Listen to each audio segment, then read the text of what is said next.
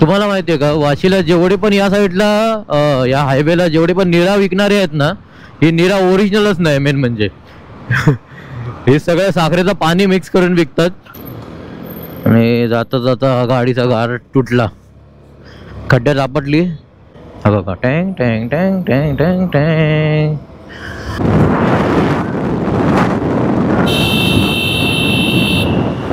हा बघा, येड जावा असल्या येड जाव्या लोकांमुळे ऍक्सिडेंट होतात.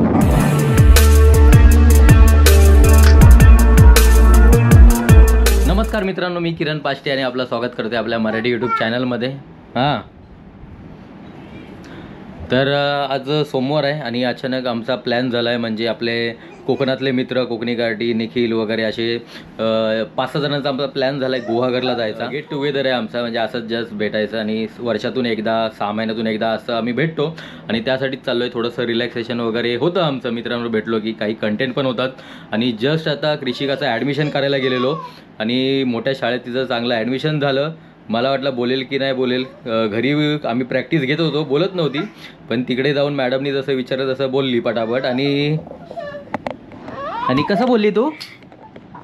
हां, बॉल कसा दाखवला बॉल? आणि ॲडमिशन झालं, मॅडमनी लगेच सिलेक्ट केलं आणि जूनमध्ये आता शाळा चालू आहे. 2-3 दिवसापासून माझं टेन्शन चालू होतं की कुठल्या शाळेत टाकायचं, काय करायचं. आणि शेवटी झालं. मी माझ्या अभ्यासाचं जेवढं टेन्शन घेतलं होतं तेवढं हिचं टेन्शन घेतलेलं. आणि त्यानंतर माझी 12वीपर्यंतची जेवढी फी होती तेवढी हिची या एका वर्षाची फी आहे कृषिकाची. पण पप्पांनी राणीच्या बागेत काय नेलं नाही. तिला राणीच्या बागेत नेतो सांगून तिला लाडीगुडी लावून स्कूलमध्ये नेलं आणि बोलली बाबा ती तिथे. जाम टेन्शन आलेलं आम्हाला, बोलते की नाही पण बोलली ती. चला आपण नंतर जाऊ राणीच्या बागेत आल्यावर. ओके, ठीक आहे. तर चला आता डायरेक्ट पुढचा प्रवास आपल्याला तुम्हाला गाडीवर भेटेल. गाडीवर मोटो ब्लॉगिंग करत जाणार आहे आणि मुंबई गोवा हायवेची अपडेट देतो. किती रस्ता झाला आहे, किती दिवसात होईल ते समजेल आपल्याला. चला, चुनाभट्टीतून निघालोय.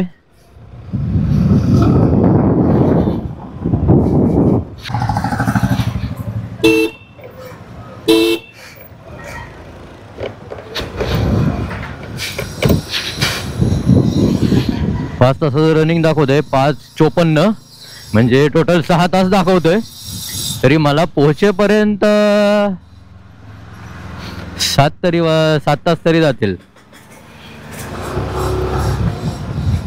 6 तास रनिंग म्हणजे 7 किंवा 8 तास मला लागेल पोचायला.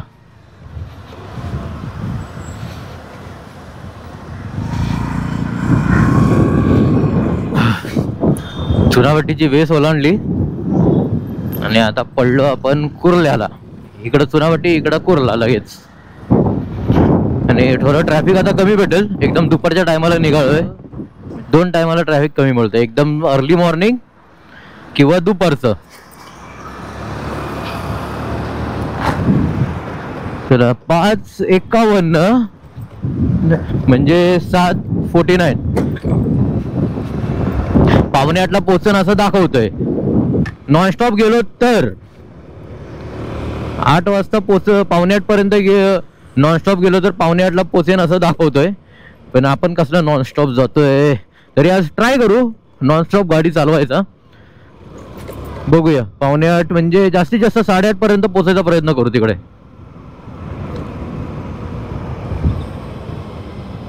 2 गाड्या आहेत पेट्रोलच्या, तरी फुल करून जाऊ म्हणजे कुठे थांबायला लागणार नाही मध्येच.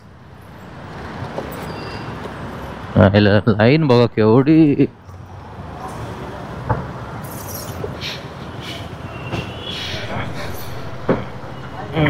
फुल.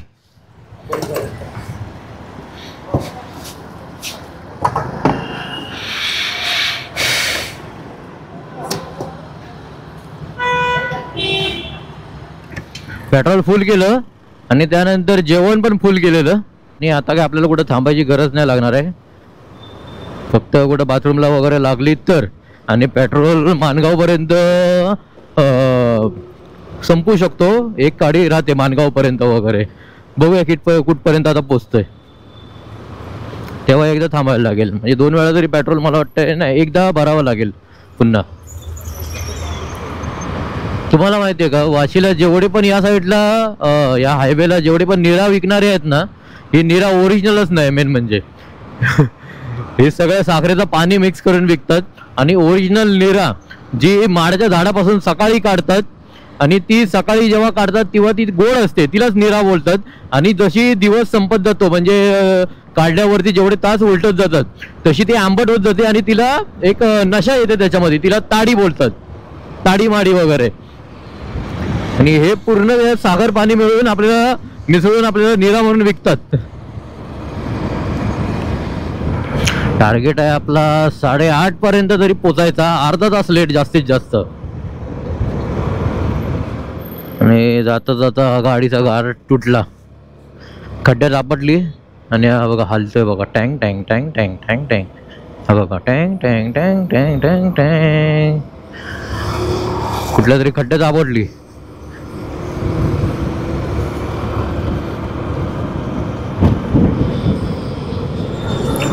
चला मुंबई गोवा हायवेला लागलो आपण. तर बघूया किती वेळात आपण पोहोचतोय. टार्गेट असणार आहे 8:30 पर्यंत पोहोचायचा.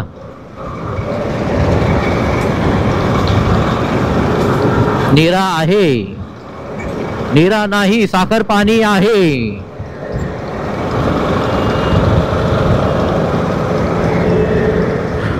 पालीपर्यंतचा रस्ता एकदम सुसाट होता, म्हणजे इथपर्यंत यायला खूप एकदम खड्ड्यातून आपटत आपटत यायला लागायचं. आणि आता एकदम नॉनस्टॉप आलो आणि मस्त आलो एकदम. म्हणजे 90% रस्ते सुधारलेलेच आहेत. आता इथून पुढे बघूया. आणि इथपर्यंत तर मजा आली गाडी चालवायला. पण मला वाटतं गणपतीपर्यंत किंवा शिमग्यापर्यंत तर झालंच पाहिजे. म्हणजे मध्ये मध्ये कुठे पॅच आहेत ते अजून काम चालू आहे, पण रस्ते एकदम भारी केलेले आहेत. बघूया शिमग्यापर्यंत होईलच. नाही शिमग्यापर्यंत गणपतीपर्यंत होईल, शिमग्यापर्यंत अजून 1-2 महिन्याचा शिमगा आला. आणि आता वाजलेत 4:21. ह्याला कुठं ह्या दाखवतोय 4:21 झाले, अजून 3 तास 38 मिनिटं दाखवतोय. आणि अजून नॉनस्टॉप गाडी चालूच आहे आपली. जास्त कुठे थांबलोच नाही अजून. पेट्रोल पण फुल केलेलं अजून तेवढंच आहे. एखादी तरी गाडी कमी झाली की बाकीच्या पटापट कमी होत येतात.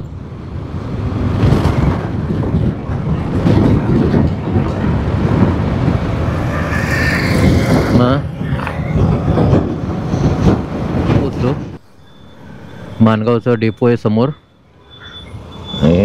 जस्ट मध्येच एक पोरगा भेटला, त्याला लिफ्ट दिली आणि त्याला थांबवलं, इकडे सोडलं. आणि आता निघू लगेच पुढे. इकडे रायगड किल्ल्याचं प्रवेशद्वार आहे आणि इथंच एक उसाचा रसाचं शॉप आहे. उसाचा रस पितो. कंटिन्यू गाडी चालवली, 3 तास तरी कंटिन्यू होतो गाडीवर.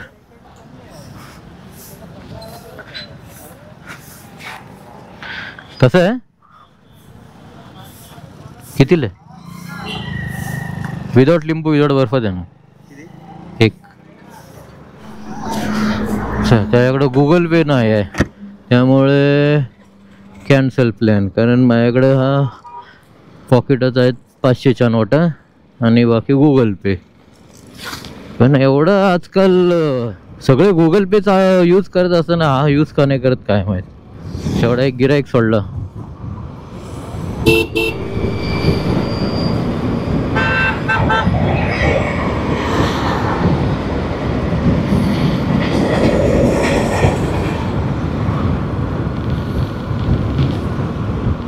संध्याकाळचे 5:30 झालेत आणि सूर्यास्त बघा, काही वेळात सूर्यास्त होईल आता.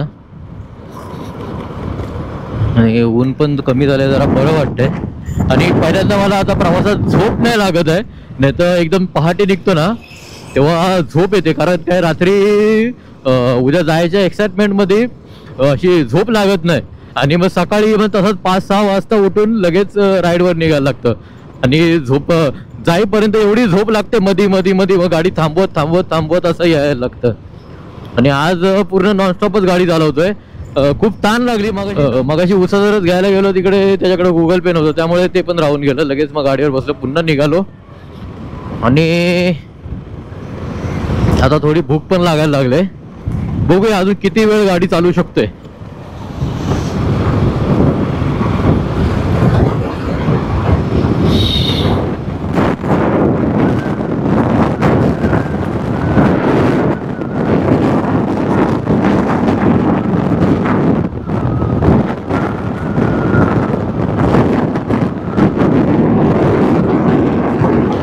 6 वाजले आणि पोलादपूरमध्ये पोचलोय आणि अजून पण नॉन स्टॉप गाडी चालवत आलोय.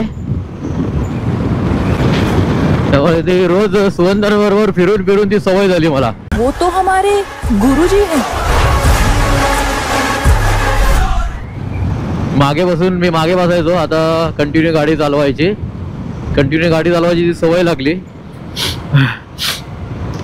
कारण तो सुवंदन जोपर्यंत असा बोसा दुखून कडक होत नाही तोपर्यंत थांबवत नाही. त्यामुळे ती आता सवय लागली. माझं पण दुखतंय पण कंट्रोल करतोय.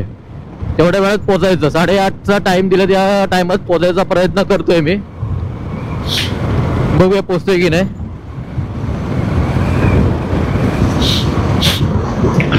आज रेकॉर्डच करून टाकू. उसाचा रस कुठं दिसला की थांबवतो, कारण संध्याकाळ झाल्या आता मला वाटत नाही कुठं भेटेल म्हणून.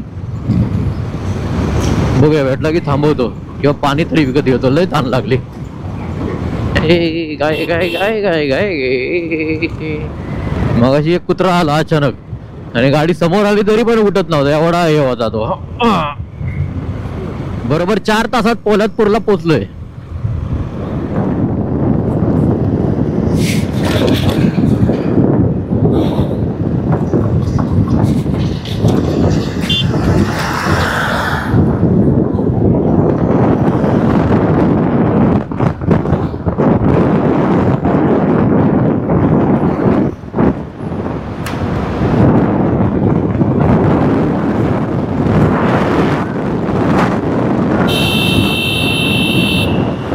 हा बघा येड जावा.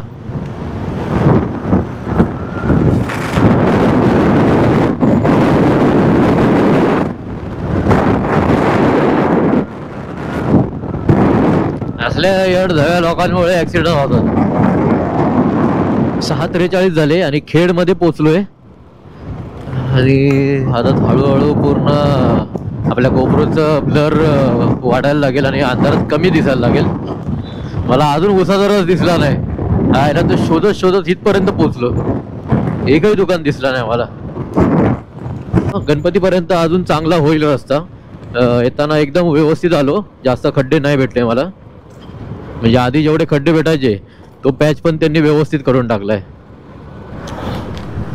इथे एक छोटं स्टॉल होतं उसाचा रसाचं, बंद.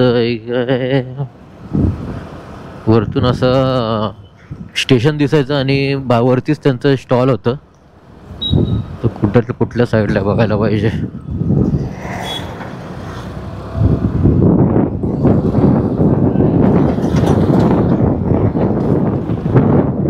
हा भेटला. हा बघा, मागच्या वेळी इथंच पियालेलो. भेटला.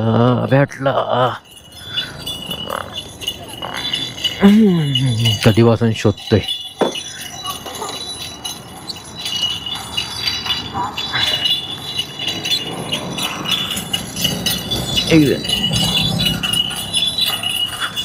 विदाउट लिंबू विदाउट बर्फ. हा गुगल पे आहे ना. हां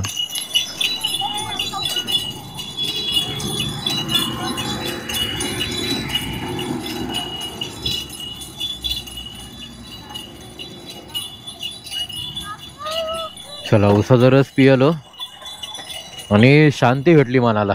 आणि खेडला एवढा काम चालू आहे त्या आईला, सगळीकडे धुरळच उडतंय, सगळीकडे धुरळा उडतोय. हे बघा केवढा फॉग आहे तो धुरळ्याचा.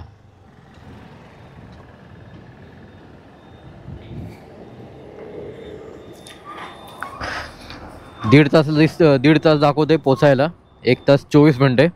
आता एवढा वेळ कंटिन्यू प्रवास केला तर हा पण आता डायरेक्ट कंटिन्यू प्रवास करूनच संपून टाकू रस्ता.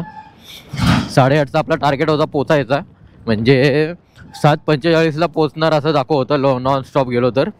आपण थोडा टाइमपास करत मी बोललो एक पाऊण तास जाईलच बोललो, थोडाफार जर हे केला तर.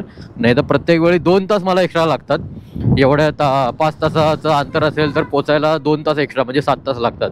यावेळी फक्त पाऊण तास एक्स्ट्रा लागणार आहेत, ते पण न थांबता कंटिन्यू राईड केल्यामुळे. ते पण सुवंदरबरोबर राहून ती मला सवय झाली कंटिन्यू बसायची. चला प्रवास चालू. आणि आता अंधारात तुम्हाला दिसेल का माहित नाही, फक्त आवाज आहे का दिसत नसेल तरी एकदम म्हणजे दिसेल पण ब्लर दिसेल थोडा. तर मित्रांनो बरोबर 8:30ला गुहागर शृंगारतळीमध्ये पोहोचलोय. आता मित्रांना शोधूया आहेत कुठे ते. तर रात्री गुहागरला पोचलो आणि डायरेक्ट थोडंसं आम्ही पार्टी वगैरे आमची झाली. त्यानंतर डायरेक्ट झोपलो आणि आपल्या प्रितेशने एका मित्राच्या घरी राहायची व्यवस्था केली आमची. त्याचा एक बंगलाच आहे गुहागर शृंगारतळीमध्ये.